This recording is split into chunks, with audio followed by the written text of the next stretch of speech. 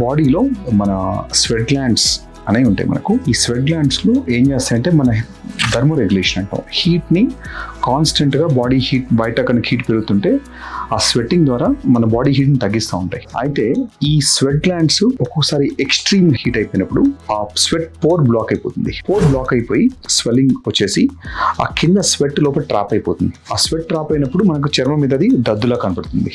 వీటినే మనం heat rashes అంటారు. మెలేరియా అనేది సైంటిఫిక్ నేమ్ దానికి.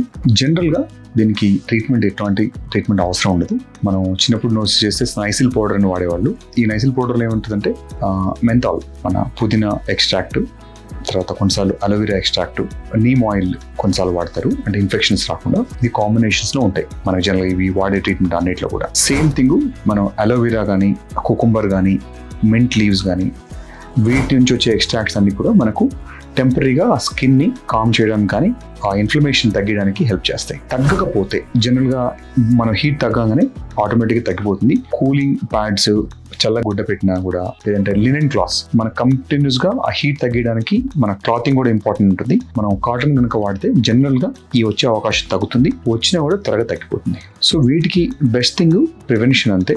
ఖచ్చితంగా వచ్చినప్పుడు మాత్రం మనం అనుకున్నట్టు ఈ కుకుంబర్ ఆర్ అలోవెరా జెల్స్ రాసుకోవచ్చు. లేదంటే మనం మార్కెట్లో కమర్షియల్ కూడా మనకు పౌడర్స్ అవైలబుల్ ఉంటాయి ఈ కాంబినేషన్స్లో. అవి కూడా మనకు బాగా వర్క్ చేస్తాయి.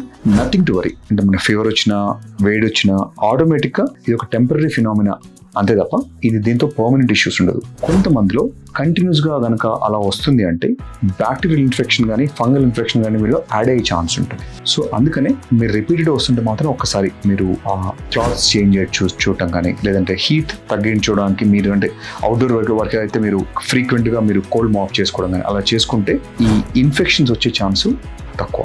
ఒక ఇన్ఫెక్షన్స్ వస్తే మాత్రం మీరు డెర్మటాలజిస్ట్ కానీ లేదంటే మీ నియరెస్ట్ స్కిన్ కేర్ స్పెషలిస్ట్ కానీ కన్సల్ట్ అయ్యి దానికి కరెక్ట్ ట్రీట్మెంట్ తీసుకుంటే వెంటనే తగ్గిపోతుంది. కానీ దీంతో మనకి ఎటువంటి ప్రాబ్లము కానీ డేంజర్ కానీ ఇలాంటి వాటితో ఉండదు.